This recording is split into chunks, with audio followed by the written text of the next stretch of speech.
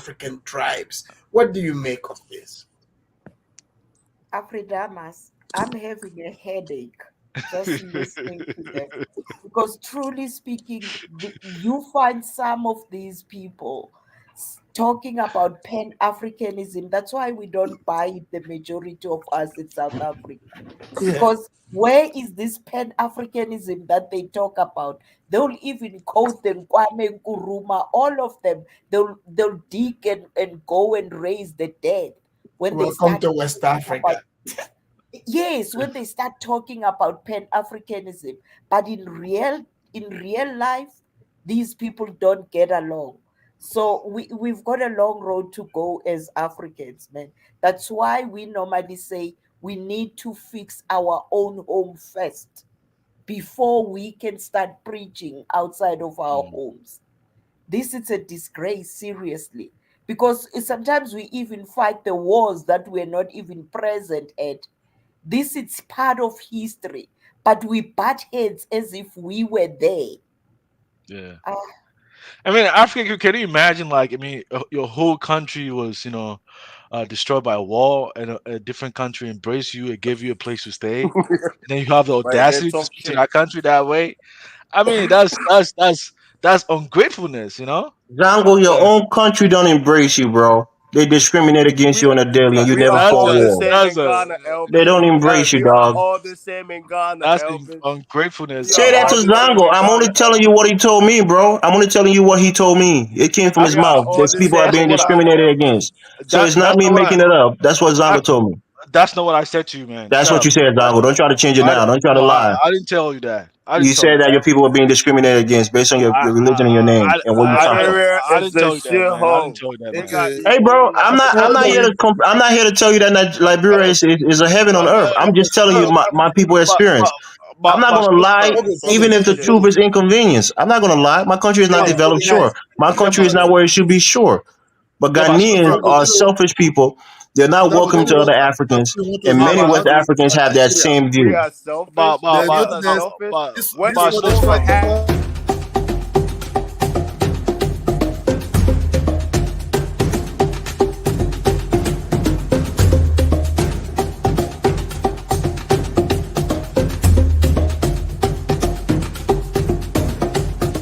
Right. After the Aquaba moment, let's bring Aquaba. in Kidola. Go ahead, Kidola. Zongo, Aquaba, Africa Kidola. Queen is thinking out how they're going to drive Nigeria for South Africa. If we just talk about Nigeria, ooh, she will just have a lot to say. But Africa will not be there anymore. Africa Queen, I will invite you to come and eat jollof rice, yeah, with a goosey soup and the yam, so that maybe that will cool down your temper a little bit. You understand me? So you are welcome to West Africa. Zongo is ready to host you. Because wait, Kidola, you let don't me think tell African you, Queen want to come to Nigeria? African Queen, do you Kidola, want to go to Nigeria? No, I think she have to go to Ghana first to have a cool head. You go Kidola, so that let me tell you something. I'm a very open-minded person. When the guy who owns Jollof Cafe, we call it savory rice here in South Africa. There's nothing unique about it. And my surprise, it's having this rice with different kinds of meat. When I eat chicken, I want to enjoy chicken. When I eat tribes, I want to enjoy tribes. But you guys, when you cook, you just put everything in one pot. Yes, it's your dish, it's savory dish for you guys, you enjoy it. But I don't think I will take a flight for so many hours just to go and enjoy that food. I'm oh, you mean no, the sorry. no, jollof rice? no, you come and eat fufu. You come and If you you, try if you Ghana. want the best jollof, you gotta go to Gambia or No, Senegal. you go you. That's right. Senegal. And I understand they are not even the original receipt owners, but they are claiming. But we No, you know can try Ghana Nigerians fufu first like before you to come to claim Nigeria. everything. They are even claiming Amapiano from South Africa because Nobody that's claim what about we say piano. is going Nobody down. claim about piano. Nobody claim about piano. I told you, you with the couple, but like, oh, she will open her mouth there. You understand me? No, nobody claim about piano, African Queen. We don't say we take about piano to one level to another level. You I But understand? So that's think just Africa Queen wake up and see Nigeria every like in his room, in his bathroom, in his parlor, everywhere. Because it's it will just say, Nigeria. yeah, use this Calm Nigeria. down, calm It will say, down. Where use no, this no, Nigeria, no, no, use this but Nigeria. Nigeria first. Nigeria first. Think about it though. Like jollof rice actually originated from Senegal and Gambia, right? That's right. But Our that's because heritage. true. That's true. wait, let me finish. Because they've kept quiet and Ghana and Nigeria have been shouted. A lot of people think it's actually coming from Ghana and Nigeria, We and are that's the very same thing. quiet and nice And that, people. and that's the same thing with what African Queen is saying, right? Because a lot of times, if you don't speak out, people going to think the one who's shouting that he's telling the truth. That's about But reality, right? that's not the Perce- case because people think perception creates reality. Who brought it to Nigeria and Ghana? Who brought that food? It was Nigerian it was Nigerians that came to Gambia area, Senegambia, and brought it to that region. That is true. It was Nigerians who came and they stole the recipe and took it back. It's not the same recipe though. It's not the same. No, it's not. Yeah. But I mean, the Nigerians, you gotta give it to them. Nigerians. Here's the thing: Nigerians, they are open to learning. That's one thing about them. Afrodemos, let me explain something about Nigeria to you. Mm-hmm. See, when we see something good, we will learn that thing and improve on it, and make money from it. But what I observe is the other Africa, they like to own something and they end up now controlling the thing. It's not about owning. If you see, for example, the reason why Ghana music have remained stagnant is that they know Nigerians are good. Just learn from Nigeria. If you want to sing like Nigeria, if it makes you money, do it. But they want to be on their own, and at the end of the day, they complain that Nigeria is the one destroying their music. No, it's not so. It's not us. You guys just copy what is working. Copy what is working. But Nigeria, man, there's a business twist to it. Like let the guys in the entertainment industry deal with that kind of problem. But like, I mean, the whole economy expands beyond like just this entertainment industry, right? Well, I mean, that's what kind of, the Ghanaians do online. I see them online and complain about how Nigeria. Yeah, but it's mostly about the folks within the industry, right? It's all part of like entertainment. I think you the care. story matter. Don't tell me I you think don't care. Don't come here and tell me you don't care. I think the story matter is let's just be honest about this high life of a tea, right? This high life of a tea came to. It's different from any other type of music. The one that came to Nigeria from Ghana, that's what the Igbo people took. You understand me? Yes. But what happened with the Igbo people reduced the subsidies the Ghanaians were using a lot in the high life.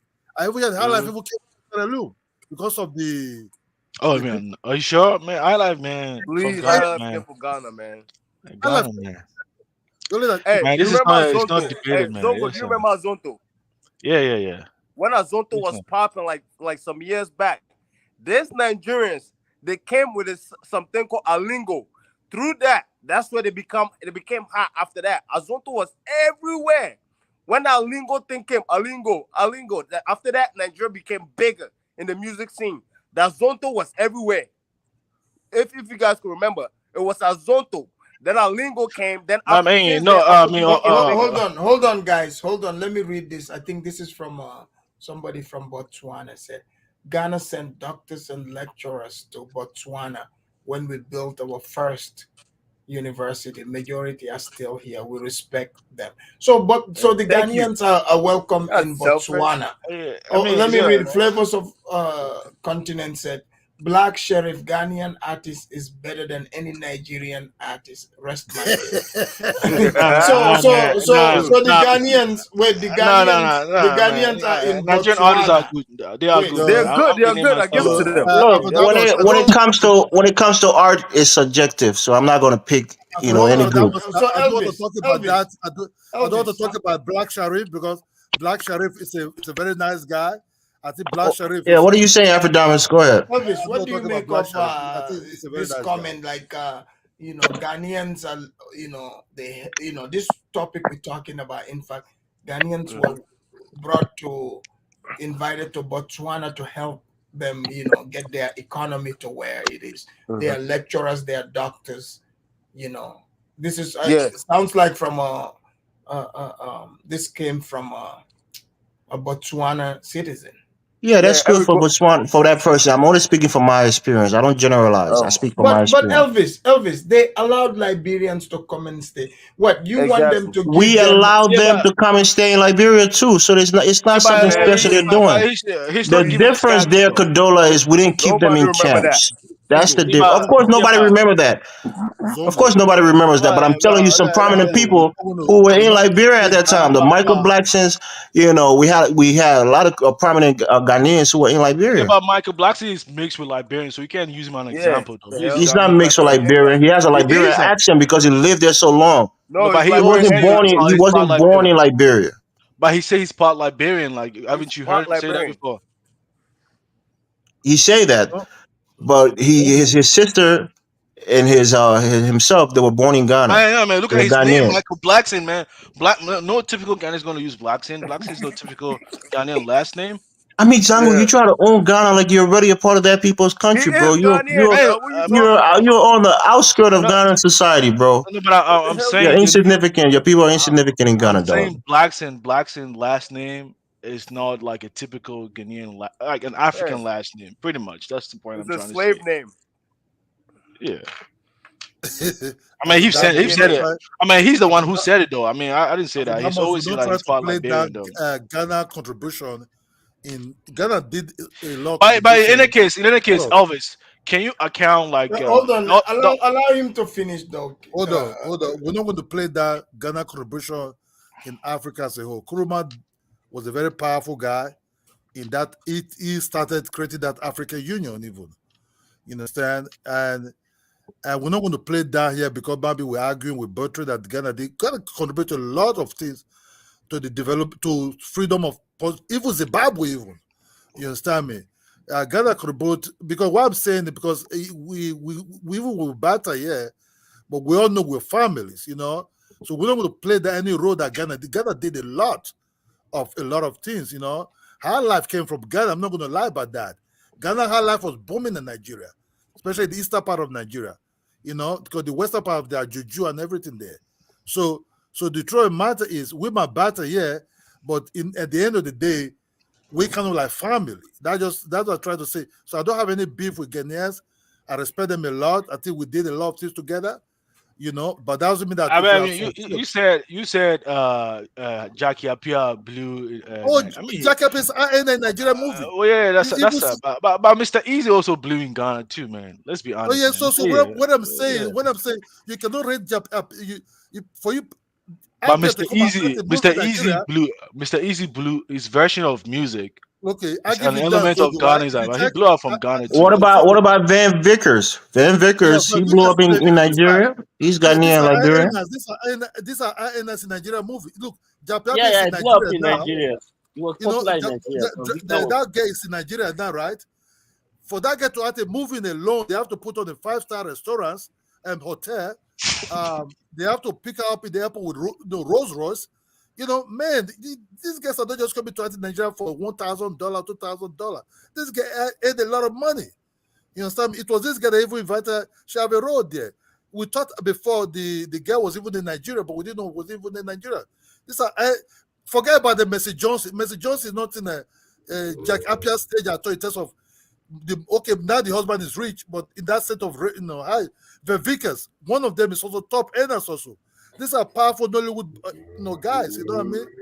You know the way Elvis is talking, Zongo.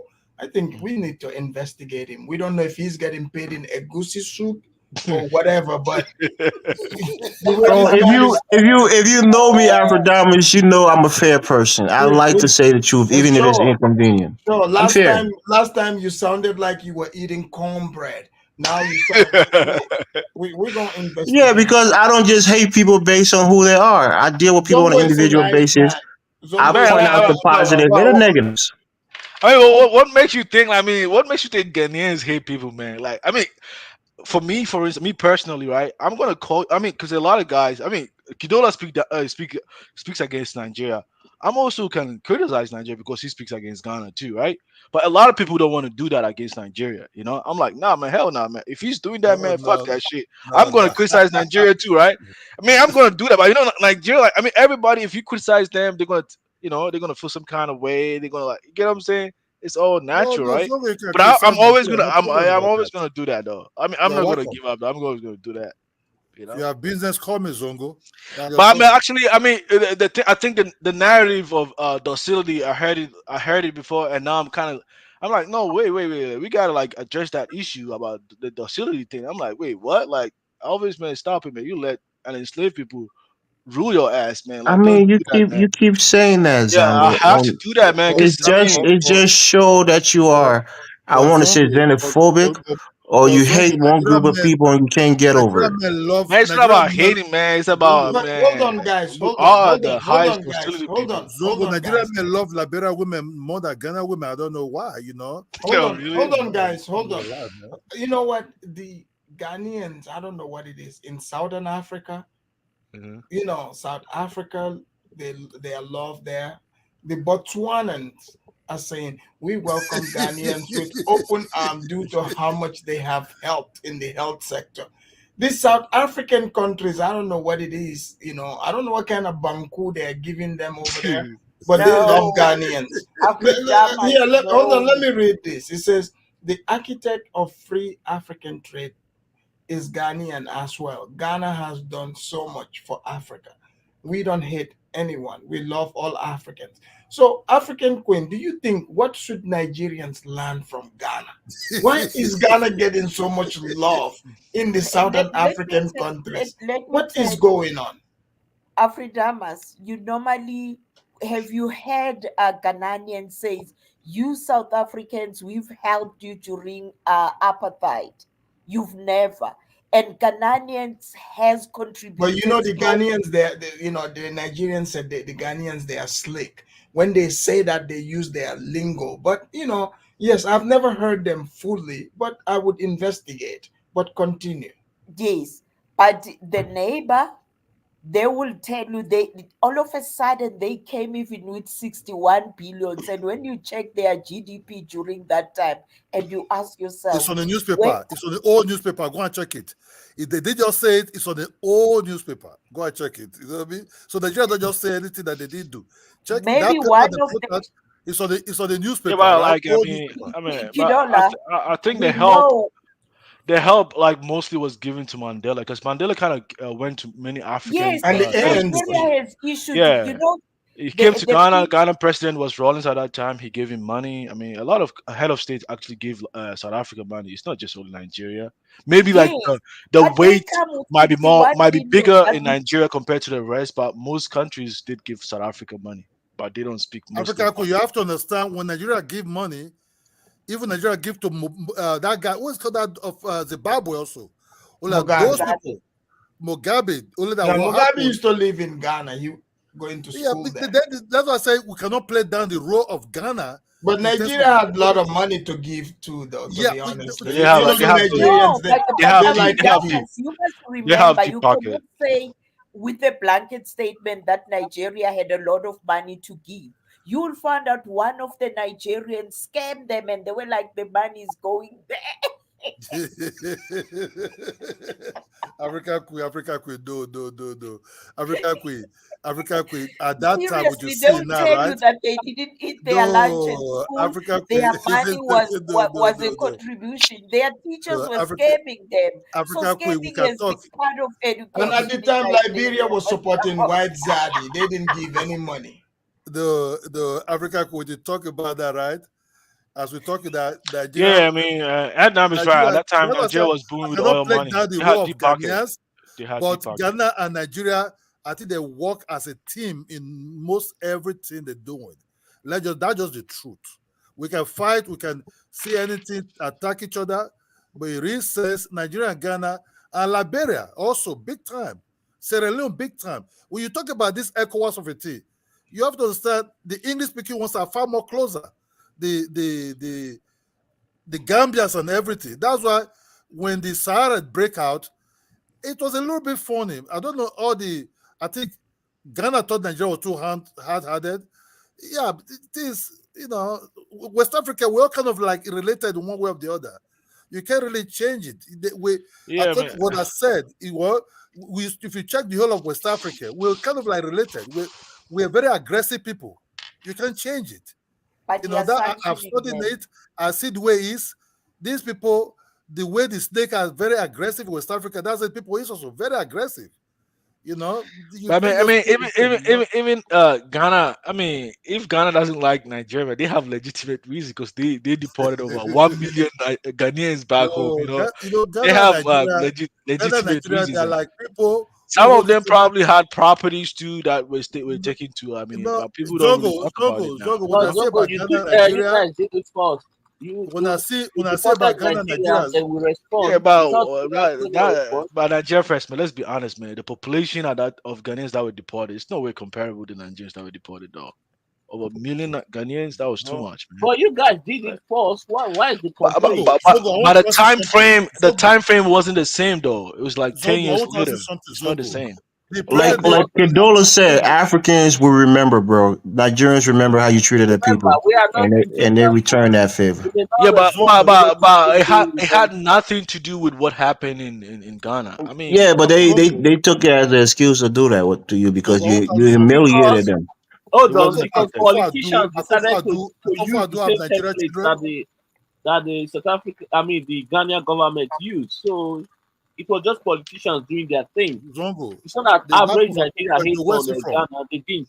It was just politicians used it to campaign that it was the foreigners in the country that was causing the economic But I mean, hardship. but you the guys claiming that Ghanaians don't like Nigerians, like, but if you look at like the in Ghana education system, for instance, like the one of like the international student, the African student that come to study in Ghana, the number one country is from Nigeria, actually. So what Let I me mean ask you is this that question, Zango. You think Ghana is better than Nigeria as a country? In terms of what? I mean, I don't No, speak no, in no. In terms of generality. anything, you think In terms Nigeria? of You think Ghana is better than Nigeria? no, I think it kind of varies depending on the industry you're talking about, right? I mean, there are The instances where economy. Which economy is better? I'm saying within the industry because Which wait, let me finish. Several industries within the economy makes Okay, let's take economy. banking. Banking. Which banking sector is better, Ghana I or would say Nigeria? I would say Nigeria has had a very formidable like very Entertainment. wide. Which one is better, Ghana or Nigeria? I would say like entertainment wise, Nigeria like are better. Yeah, I would say that way. But So what is Ghana better at Nigeria at? in terms of education, I mean, I think Ghana are better like the Nigeria in terms of education because you see most Nigerian students coming to Ghana to school for the most part in the tertiary level. You don't see the same. Likewise, in Ghanaians going to Nigeria to study. But you see a lot of like international students from Nigeria coming to Ghana to study at the tertiary level. And Zongo, you said but banking system in the reason Nigeria for is that is that because of better the than Ghana. population, Hold on, guys. there One is mic. not is enough Hold on, institutions. hold on, It's not hold on, because hold of on, the guys. schools in Nigeria are bad. It's because of the one in Nigeria are just too small. I think the Not population. necessarily. So I mean, there's a lot of strikes. There's a lot of like all kind of Yes, things. You know. that's the thing. Yeah, that's the thing. Some of the schools are bad. They are not bad.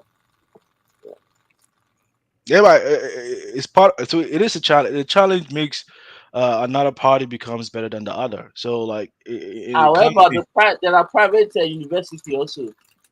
yeah, but I'm saying like you see a lot of like the influx of Nigerian students coming to Ghana to You know study at what, the tertiary Zongo? level. You know what? Let me tell you one thing. Because in Nigeria, after your high school, you have your high school result. When You you just have you use WAEC just to go yeah, to university. I heard Nigeria like when you pass, you have to do another exam again to go to university. They call it JAM.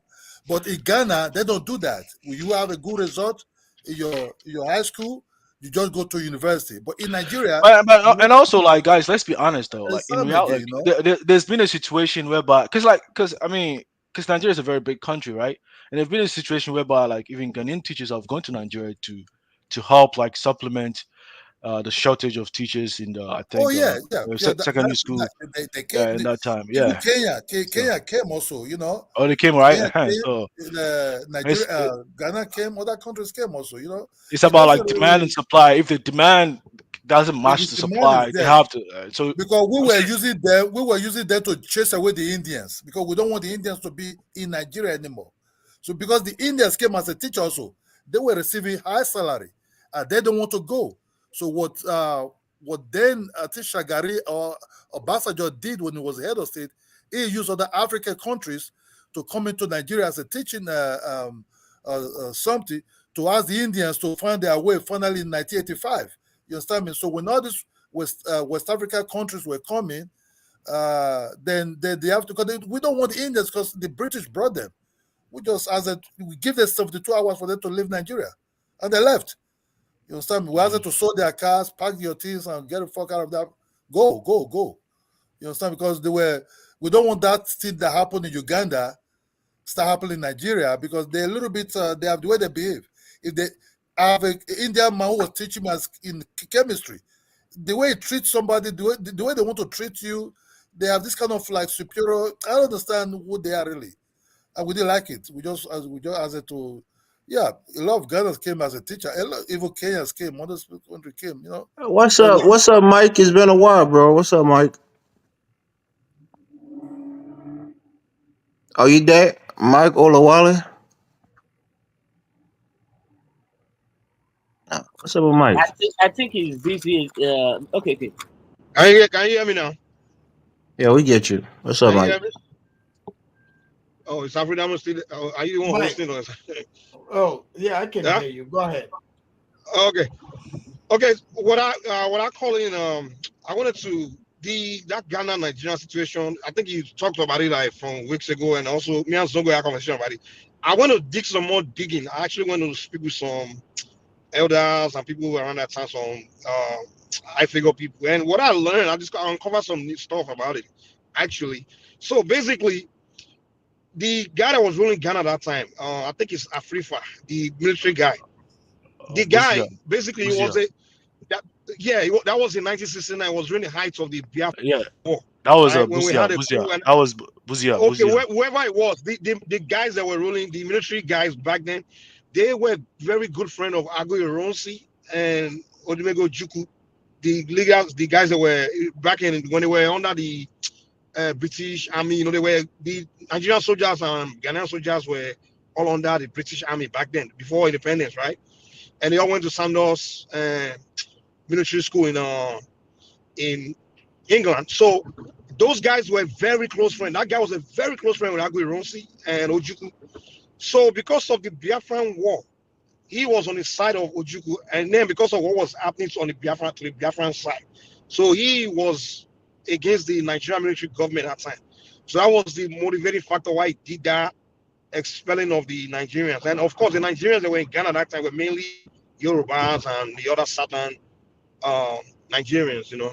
So that's what some people told me, some elders. I was like, wow, that makes sense, you know. So that's what I uncovered. You know, they said the guy back then was really furious because Was there a military dictator? Did they say he was a military dictator? the Ghanaian leader at that time, you know, okay, you know the guy did Did they say he was a military dictator? Because I'm trying to understand that. Because the one who actually did the alien, if he was a military dictator, then it wasn't Buzia, but Buzia was appointed. I think it was Afrifa. Okay, I think it was Afrifa. Afrifa was a military dictator. He was a dictator. He happened in 1969. Oh, okay. And then it's a The free Biafra were losing at that time. They were almost. It's like it was pretty much they already lost the war by that time. So if you notice, when they did a coup in Ghana, it was the same time like Ironsi did a coup in Nigeria. So it looks like they were both. The coup in Ghana happened like weeks apart from the coup in Nigeria, and the two guys that did the coup they're like best friends. Agu Ironsi and Afrifa and all those guys. They were very close friends. So it's like they both planned that maybe the British using, I don't know, or they planned a coup together. So for the coup on the Nigerian side, you know, of course, there was a retaliation. You know, they overthrew the Northerners did a counter coup in Nigeria. But in Ghana, their own coup was successful. So they kept their own coup, you understand? So, but the one in Nigeria failed, well, because that's his friend, you know. So, and then when the war was going on, the side of the Biafra were losing, which were his friends, you know, his good friends, you know, close friends. And he was bitter about it. And then the Nigerians that were in Ghana at that time were not the Igbos, they were not the Biafran people. It was more of the Yorubas and, you know, other Nigerians. So that's why he took it out on them, you know, kind of expelled them, you know. And mainly the rich Nigerians that were in Ghana at that time. So he took their property and sent them back to Nigeria, you know. So that's what that was about. So later on, I guess the government of Nigeria took it back, you know, they kind of retaliated, you know, about 10 years later, you know. So when Ghanaians started coming to Nigeria. So I think that's the fact that most of us don't know about, you know. So I want to dig deeper in our learn about that, So I just thought I'd come to share with you guys, Yeah, but it wasn't just only Nigerians that were like expelled. Actually, even like the other tribes from Togo, it's just like an alien something. Like they just wanted like a lot of tribe that were no Nah, man, indigenous. no. Nigeria were particularly targeted, dude. Like No, but I'm it saying, was just I know. in fact the word they were using the word Nigeria must go. They didn't say Togo must go, anything like that. Nigeria No, but I'm was saying, but because a lot of no, specifically but targeted. a lot of They did. I get what you're Hold on, saying, but hold on. When Nigerian did it back to y'all, they said the same thing. Oh, we want alien out, but they didn't tell anybody else to leave. It was only Ghana they were saying to leave. So of okay, course they would they use use the term alien. law to. Yeah, they would say they're creating law against alien, but it's actually some people that they're targeting. So that's what it was. It's and Nigeria did it too. Now it was like, oh, we alien, whatever. But they didn't tell any other persons to leave. They didn't tell the Cameroonians to leave. They didn't tell the Togolese or other Africans to leave. It was only Ghanaians they were telling to leave. And we said Ghana must go. So it was like a retaliation to that happened 10 years earlier, And in Hold Ghana, on, it was guys. specifically Nigeria must go because they were so angry that the Biafran side were losing, Yeah. Hold on, guys. Let me read this. Eric B said, when it comes to entertainment, movies, and music, Nigeria wins, but Ghana police are more honest and friendly. Nigerian police are wicked. Thank you for the super chat. Guys, let's do our closing statements. Can you guys hear me? Yeah, we can hear you. All right, let's go with our closing statements here. Let's start with Nigerian first. Go ahead, Nigerian first, and then we'll work our way on the line. Okay. Anyway, Unless take you care, guys. I think let's be cool with each other. And Africa Queen, take it easy on Nigeria.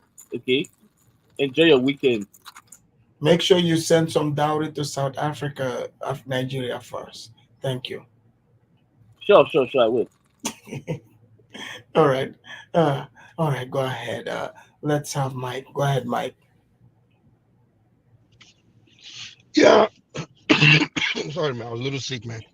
Anyway, I didn't catch you guys' conversation from the beginning, but I guess you guys are talking about maybe South Botswana. Africa issue or every other. No, South Africa, Oh. Botswana, from rags to riches, but as usual, the topic will change to whatever people they want to talk about. But but that's what it was.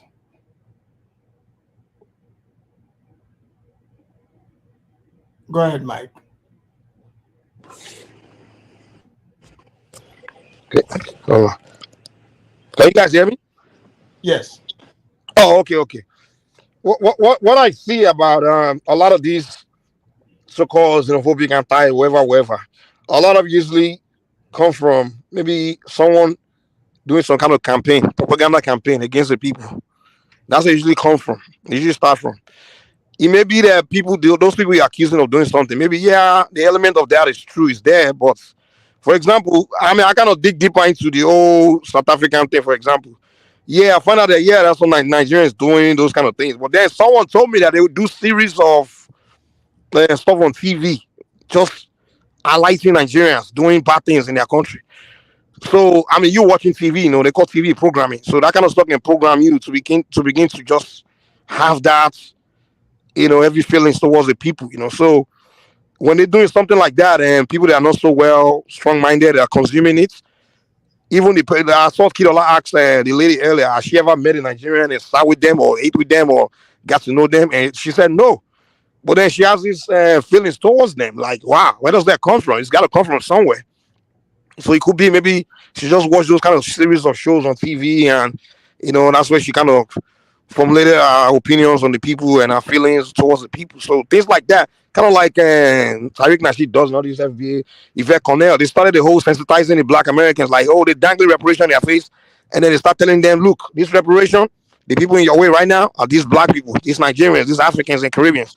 And from there, some weak-minded Black American consume it, and hey, they took it from there, like, wow, these people, they undermining us, So all these this group usually start from somebody's, some type of propaganda, All right. So that's what I think, Sha. All right. Thank you, Mike. Go ahead, African Queen. Thank you, Mike. Thank you so much for allowing us to rent and rev in your platform, Afridamas. And thanks to Elvis, I've drawn some lesson from what you've said when it comes to Liberia. I had a lot of questions, but I've learned something. To who's the other one before Mike? No, man. Hey, you know Oh, what? you, South Africa, it's big. It's even bigger than Nigeria. I don't know whether they are aware of it. In the area where I stay, it's there's no Nigerians, even if they are there, but I'm not aware of them. Nigerians, when they go to a certain place, they group themselves. We've got towns like Johannesburg CBD, Kempton Park, and in Pretoria, there's one in Pretoria because we're all shocked when they were doing the burial that you can open the coffin and demonstrate it in the street. That's a different culture to us who are not used to that. Ain't hating anybody. It's something, it's foreign to us. We didn't grow with Nigerians. The first time that we were thought about Nigerian, it was 1994 when Mandela accommodated them and keep and give them the whole entire hotel in Johannesburg. And then it was quiet. We never had. The only people that are spoiling Nigerians are the ones that are coming to South Africa now. They are the ones that, because we've got even shows here called Ngizoktola. what is it called? Ngizoktola. Nizoktola. Is it on YouTube? No, yeah, even on YouTube, I'm sure it should Is be it there. in English? It's conducted in English because these people that get busted are Nigerians, and then they communicate with them in English, and Oh, then oh, that's is that when like we the see. bad boys of Johannesburg? I think I've seen that. Like the No, the police, white with the powder police. sellers, they bust the people who are they are also South Africans and colored people there, you'll see them, but the majority, they are Nigerians. So the notion of us thinking, oh, Nigerians are selling drugs, we can see that. We never had black children lying on the street because they are drugged or either they consume drugs. We never knew about body parts being sold to other human beings. It's new, it's foreign to us. We used to have doves in Johannesburg, but since Nigerian came there, and I understand they eat even dog's meat. When you've Oh, got a they were doing like the Haitians Man, here in America eating the I think pets. nah, I think you overreaching, man. Man, No, she I'm lives there. not. What's the There were problem? doves in Joburg. When you go to Johannesburg CBD, go to there, you won't even see one dove coming and float. We used to have corn on our hands when we were young. Oh, you Going mean dove, not dogs. Oh, okay, okay, No, okay. doves. No, Yeah. Oh, okay. doves, but they do eat dogs. I understand they feast even on dogs, and You you don't know eat what? dogs. You don't eat dogs in South Zongo, Africa. Zongo, to prove that in South Africa we used to have stray dogs that you'll see running around, but these days Man, you can't see them anywhere. Africa yeah, Queen. but I Africa wouldn't say Queen. like Africa majority, Queen. man. Not Thank majority, I God think. you talking to people who in their country, Nigerians are a lot in their country, they never eat dogs. You understand me? So when you want to exaggerate, I think exaggerate well. You Yeah. know I'm what I not mean? exaggerating, You Ola. know? I'm telling Mostly like it's the majority. Even I mean, even in Ghana, like Ghanaians that eat dogs, it's minority actually. It's They, not we they not we have like we they have dog market in Ghana. I've seen the yeah, but documentary. it's it's minority. Like the upper, like in the northern, like not east of Ghana. But Okay, those what are you dogs are people eating? bred for that, specially, right? Africa What? Queen, what are you people They're eating in your bred country? for it, like bread. Yeah, but that's like in their region, with the Lola, town where they it's come from, not right? only Right. Like Nigerians. where I Here stay, Afidamos, where I stay in Ghana, like nobody eats dogs over there. It's just like that region of Ghana that is close to Burkina Faso. Like that's the culture over there. It's a culture group that eat it. It's not like the whole Ghana. Chinese eat Specific culture. dogs. I'm not gonna get a good status Specific why they culture. eating dogs. That's not my thing, you know. you It's their know, culture. Zongo, same applies to Lesotho. Here in South Africa, we don't eat horse, but they do eat horse. With us, when we see horse, we think July, and then people are going to race with their horses because it's a huge festival. But in Lesotho, they eat them. So there's nothing wrong if they do that. They do. But what This I'm guy, saying is that you can't this guy, find a big mouth, stray eh? dog in our street anymore Yeah. Okay, what are you because eating? What are Yeah, you but eating? What are you African eating? Queen, you shouldn't be surprised. Here in the U.S., people eat alligator, they eat frogs, they eat snakes too. In the South, they eat a lot of wild stuff in the U.S. you too. So see that's foreign to us. yeah. So there's nothing wrong with that. But Only you Well, cannot say. anytime, Only you anytime you cannot come say. to the U.S., you hear alligator bites of of frog legs. You got to be careful. yeah, Don't eat it. my I've stomach had is alligator before. it's Oh, it's even good. You rumbling like it? right Yeah, I've now. had alligator nuggets. Man, that was I really experiencing like international life, right? You like trying something new, right? I feel Yeah, that's it's good. African good. Queen, I've had African Queen. alligator. Why I've do you tried want to come to the alligator. US to find Alligator. work? Huh? No, African Queen is talking about Nigeria, but she said she went to one restaurant just to see the food they sell in there. Why do you go there to see what if you don't like No, Nigerian food? I told you that I've got these two Nigerian ladies that Mm-hmm. I am friends with. So Mm-hmm. they are the ones that invited me. That was a Jollof Cafe Are they eating restaurant that dogs? was Are they eating dogs there? You saw dog meat there? no, Did they serve I dogs? know tribes meat because we do eat tribes. That's the inside of the cows. And then I know red meat.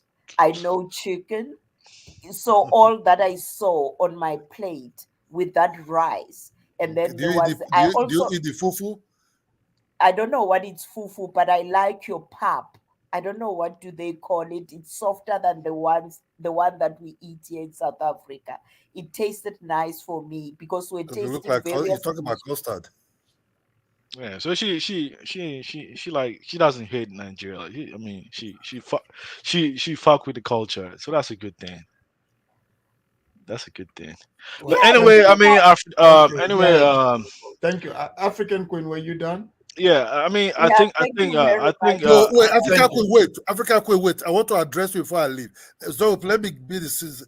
African Queen, I understand your feelings, I understand what you see. You my son, might be you have some certain bias against Nigerians, but I think maybe not. Maybe because you try to throw shot at us a lot also. You start be throwing our head so that our head will bust. You see, African Queen. And Kidola, ask her if so. I forgot to ask you. So African Queen, I'm guessing you guys are not into bushmeat then.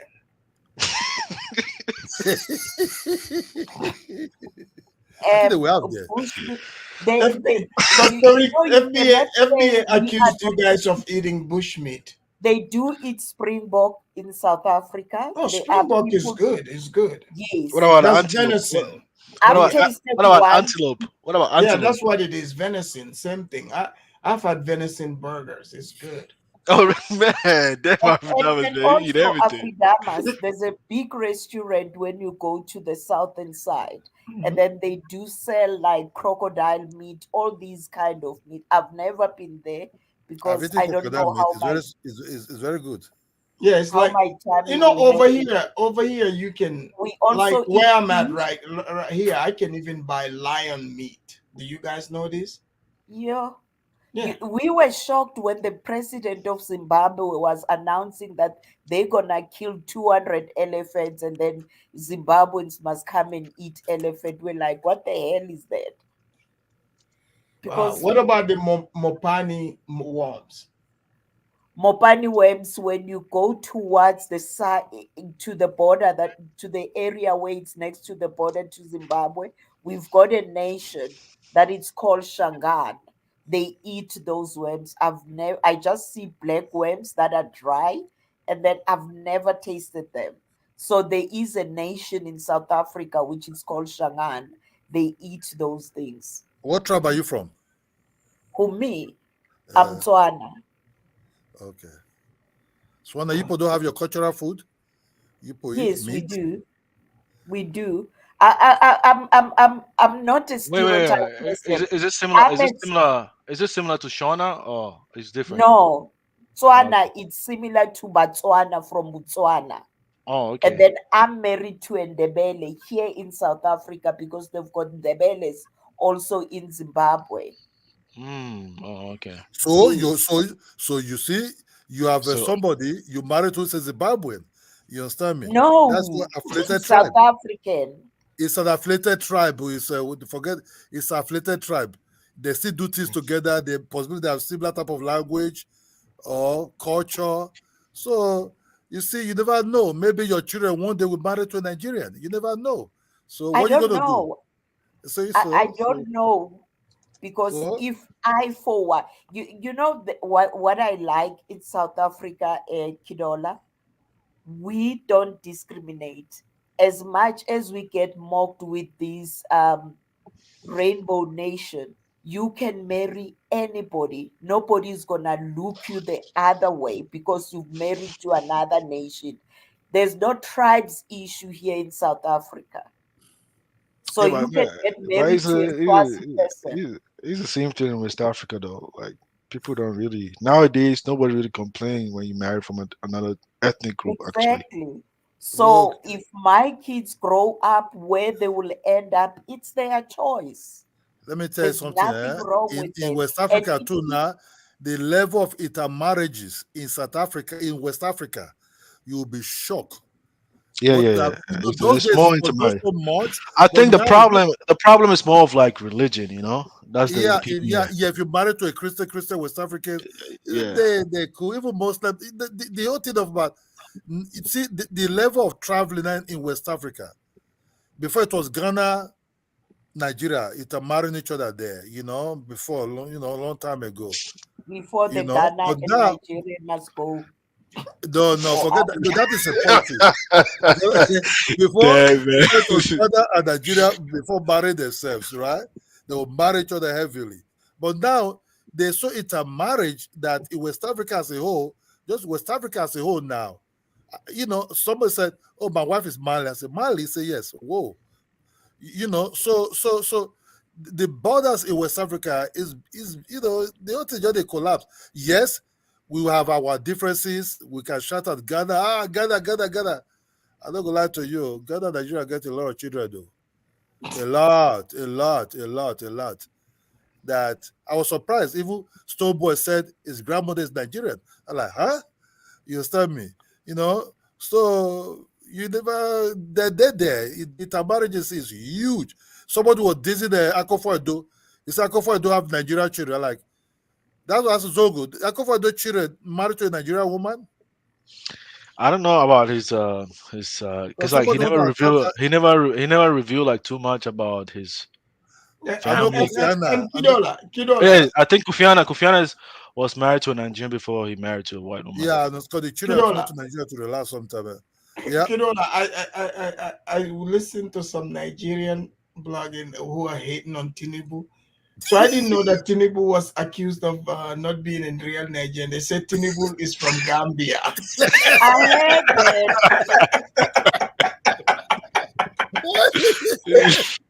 They said Tinubu's parents are from Gambia. That migrate to Nigeria. That's what they said. They want to check his life. They should check his identity because I said, look, why are these Nigerians bringing Gambia into the Tinubu beef? Is it a propaganda or just they just being honest, man? I because don't know, man. I don't know. I don't know. He's talking like he's honest. They said Tinubu. He said Tinubu. You not be from Nigeria or like Gambia. When they're confused, they will even call you Niger. Yeah, man. I said, no, that's for Niger. Let's hear from Elvis. Elvis, go ahead, Elvis. All right, guys. Thank you. Look, I'm an African through and through. I like all black African people. And I like to be honest in my, assertion of people, making sure I can point out their good and some of their bads.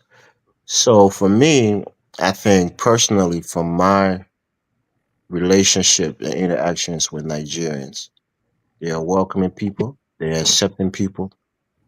Of course, no group is a monolith. There's an entire country with over, I don't know how many tribes. So they're different people. But my interactions and from my community, we like Nigerians. We think they're hospitable people. They like us. We like them. We get along. Ghanaians, on the other hand, has done great things on the continent. Like somebody was saying, they're teachers. They go to other nations to teach. They're highly educated people. They have some good things about them, and they have some not so good things about them. But it doesn't mean that I hate them.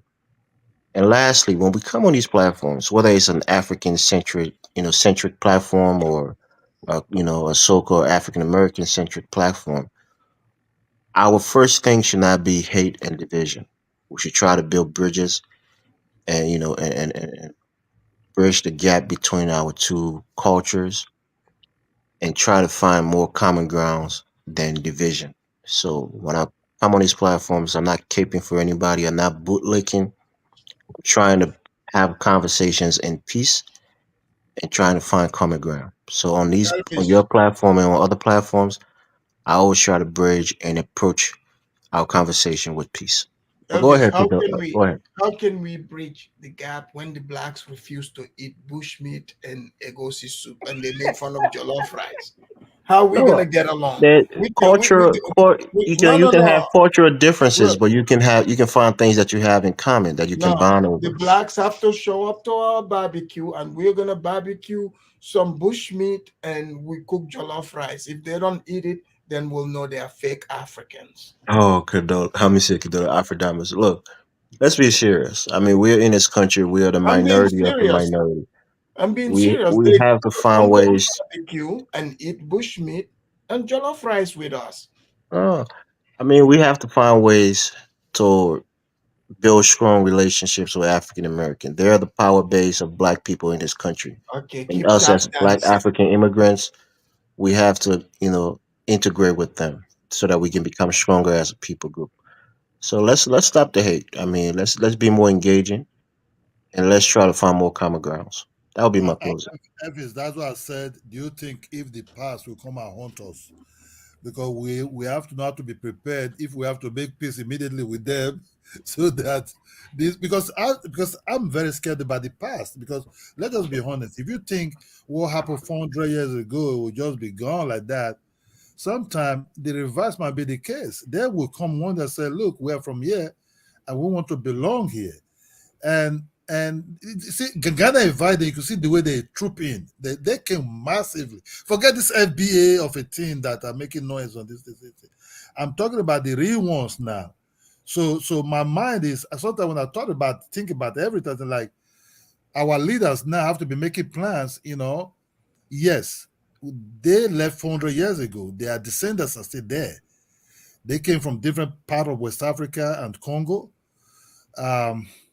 One day there will be the doorstop knocking to have meeting, to have talks, and not just the Black Americans alone, the Jamaicans, the all of them, where they took them to the Caribbean. Which I talk generally about the Caribbeans now. That sometimes it scared me. Sometimes I think, yeah, one day I hope we could come back as family. We can fight our own battle together. Let's do business. Let's settle down. Let's do like what we're able to achieve as West Africans, that we can include most of the Caribbeans. That you have to be ECOWAS and the Caribbeans. I'm not just talking about AU and the Caribbeans now. We have to include ECOWAS and the Caribbeans. Stroke to the blacks in the United States, the ones that want to be Africans. Then so that we can have more peacefulness, free visa for them to visit the continent. Maybe give them land in South Africa. South Africa have plenty of land. The South Africa will say no, they look like Ghana, Nigeria, and all Liberia, or whatever it is, because which actually South Africa, they go and meet your cousins there. You understand me? That's where they will see them. They're our cousins. That's just the truth. Tarika should look, if you do take a DNA test, it will not be far between that West Africa territory. You understand me? If all of them took all these things, so we have to find a way to accommodate ourselves, do business, just like the way white Americans are doing now with the Europeans. They are teaming up together to do a lot of things. We should not be shy away to also team up with our own also. You understand me? To do business with them, trade with them, do a lot with them, and the other ones in the other continent. I understand some of them say they are Blackfoot, they are Indians, because there's some confusion a little bit there. But if you go there, you see that these people are not far from you. They scream like us. They talk very loud. They're aggressive. It's in their DNA. It's not gonna that nothing change.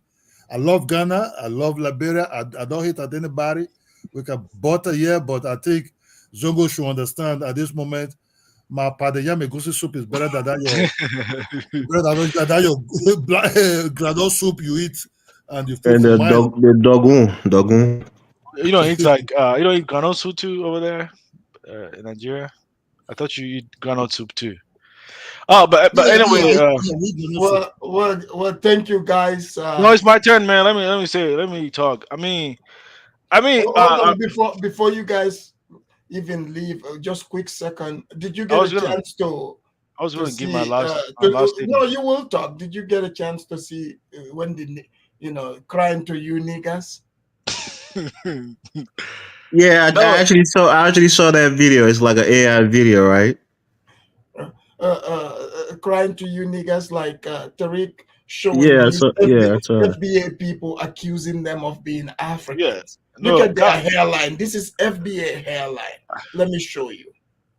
Point out my scandals. You niggas make fun of my flip-flops, then you make fun of my sandals. I cry, I whine, I cry to you niggas. I cry, I whine, I cry to you niggas. I cry, I whine, I cry to you niggas. I cry, I whine, I cry to you niggas. You said I fled my homeland on a boat or an airline.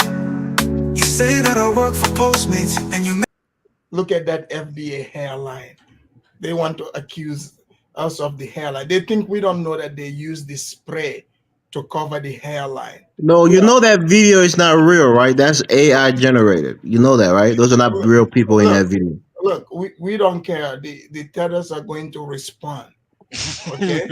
The terrorists man, are going to respond. that's like a two diss track, man. There's no response so far. No, we're Damn. going to respond. Okay, I have before a we leave question here, again.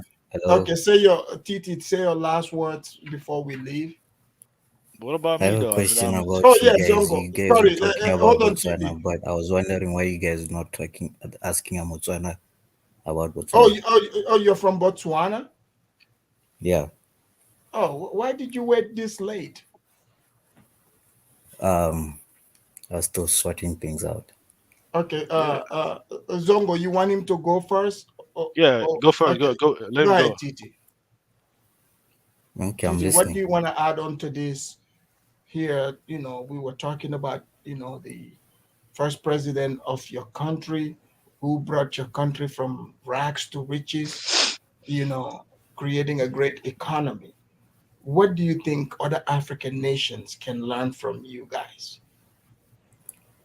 I honestly feel like the thing that most Africans had a problem with was tribalism.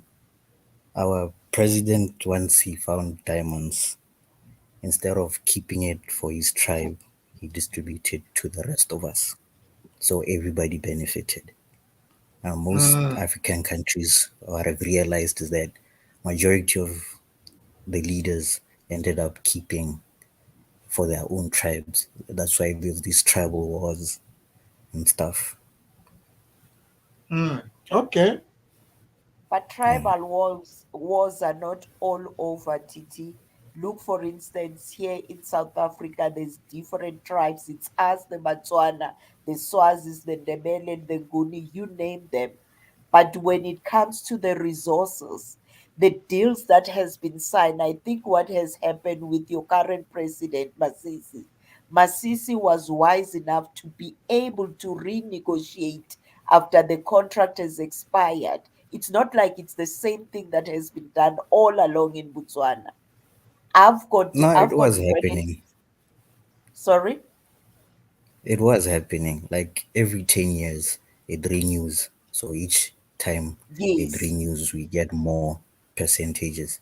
It's not like it wasn't going to happen. It was still going to happen regardless.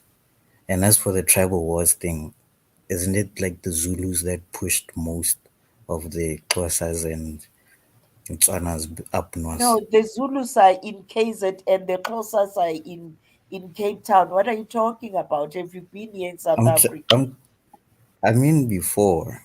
I mean, I'm talking Yeah, but about let's not talk about things that we don't know. I've been in Botswana. I've got relatives in Botswana.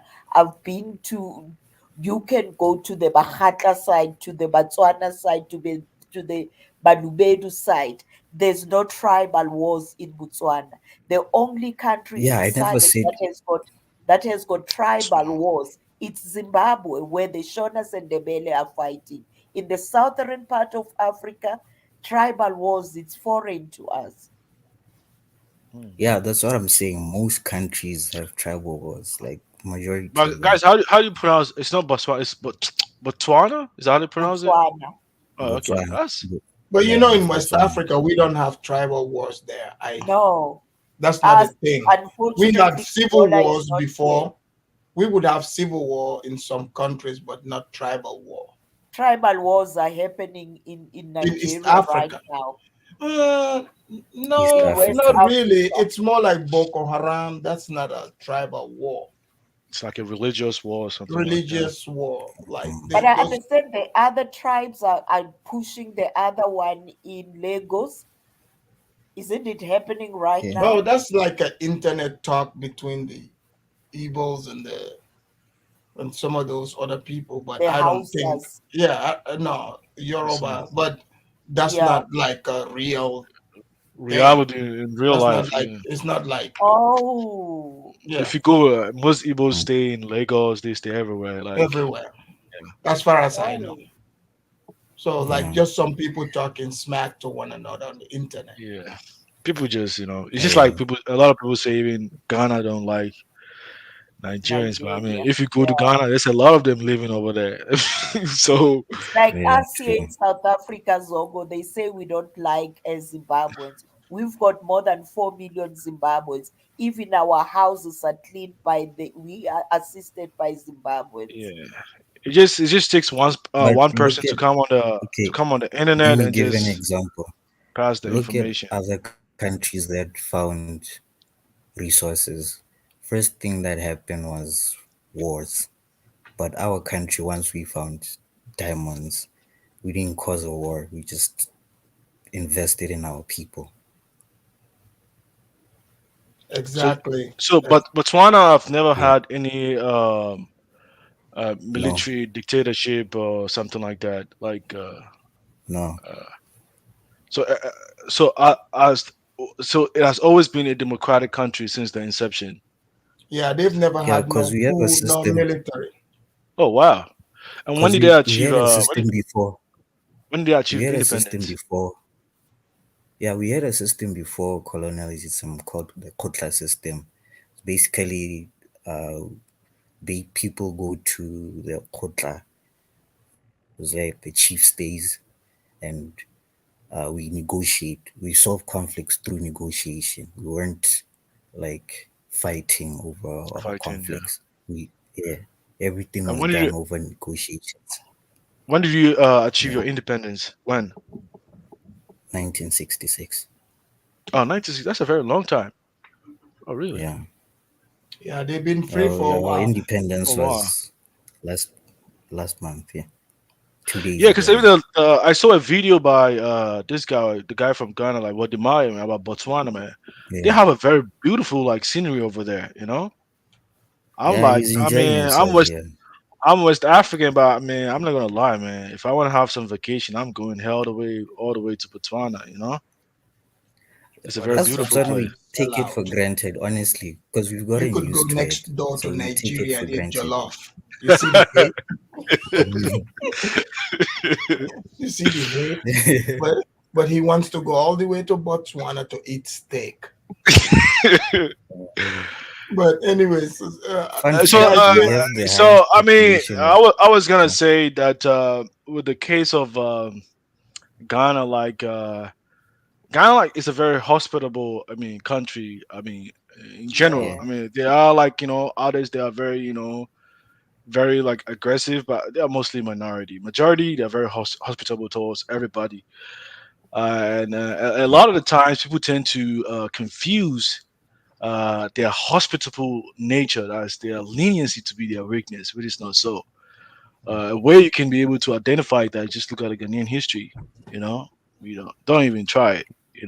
Like when people No, Yeah. speak I'm the one who made reckless, that post don't about. don't I made even that like post even try about. it. Ghanaians are mostly Yeah, I like made civil, that post. when it comes to the way they Yeah, approach things.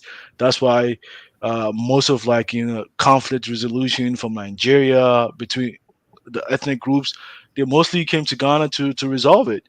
Like even the African Free Trade Agreement, the headquarters is in Ghana. I mean, a lot of them like Ghana always try to spearhead a lot of the things that kind of like revolves around Africa, and mostly you yeah. tend to Like I like said confuse that. earlier, that Ghana helped us a lot when we first built our university. Like you guys came, taught. We went to be lecturers. Others became doctors. Majority of us have been helped by Ghanaian doctors. Yeah, And yeah, their yeah. And English you never isn't hear them like going perfect. and bragging. They would never like speak about it. Like Yeah, even if No, they don't do that, like no. that's the nature of Ghana. Like They a lot of they yeah. times, I think those people were Nigerians. They just were using Ghanaian passport. No, their English is completely different, Afridamas. No student will Yeah. under. Yes, there are Nigerians now who are lecturers. I don't know how those students are taking it, but Canadian English is very, very perfect. You can understand their pronunciation and their accent better than the Nigerian one. The only Canadian that South African had an issue with, that was Wodemaye, because right now I saw others who were blogging saying, yeah, when he was here in South Africa, and then he said he was questioned at the OR Tambo. Now yeah. I he, mean, well, the Maya is not really like a typical refined Ghanaian as you see him. He's like a guy who yes, he went to and then China, and then he just achieved internet stardom, and that's how. Because you can tell his accent is not even like typical. Like, So uh, you see, there's a guy. yeah. You see, when you guys said the Ghanaians pronounce things properly, you see now the Nigerians are exposing the Ghanaians in the chat. They said Ghanaians call pastor pastor. They- Yeah, and also like guys, always remember the empty barrels always make the most noise. So Yeah, don't you don't guys, just we could be here forever, but definitely I'm gonna do another series. You guys better call in before this gets too long. man. yeah, Adnam is thank always you trolling, so much, man. Afridamas. Thank you, Hey, guys. thank Yeah, you for having me, guys. Titi, Thank next you. time you gotta like join the channel. That's why the conversation kind of twisted. If you had Right joined, we could have stayed on the on the Botswana topic. topic. Because we Mm, don't know much about okay. Botswana, so we kind of like delve, kind of like diverted into like our own West African kind of conversation. But good Okay, but you for should watch chat. the Odomaya video, like the one Oh, he okay. just released Uh, today. what am I? I'll It's check just it out. summary. Is it a Yeah, new he just one? there's a new one just recently. Yeah, Okay, Oh, yeah. I'll check it out. yeah. All right, peace, It's just a Africamas as brief usual. Peace. summary Thank of you, Botswana. guys. All right. Yeah. Until next time, I'll see you guys. Peace. Bye bye. Ay, ay, ay, ay. Look. Baby girl love my bop and I like me too. No roof on my top and my babe see through. Hating on the pen, don't stop, shit ain't gon' feed you. I've been all on my grind, so why I need you. Baby girl love my bop and I like me too. No roof on my top and my babe see through. Hating on the pen, don't stop, shit ain't gon' feed you. I've been all on my grind, so why I need you. Big flex, my swole up, double cup and I'm pulled up. Niggas hating like hold up.